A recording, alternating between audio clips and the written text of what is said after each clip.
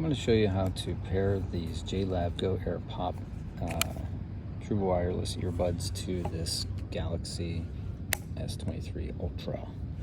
So how do we do that? Go to the top of the Ultra, swipe down.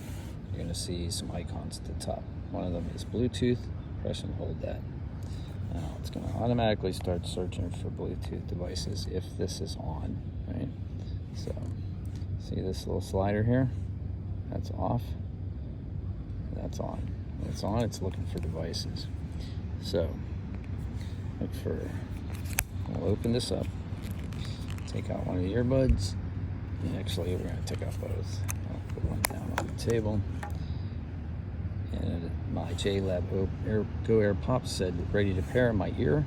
So press JLab Go Air Pops. And right down here at the bottom it says pair. Hit pair. You see the Bluetooth sign there, it goes up, and now it says it's connected for calls and audio, and it has 100% battery remaining. If you have any questions about how to do this, put it in the comments below. If this helped you at all, please smash like, and I will see you on the next one if you subscribe to the channel. Take care. Have a great day. May the force be with you.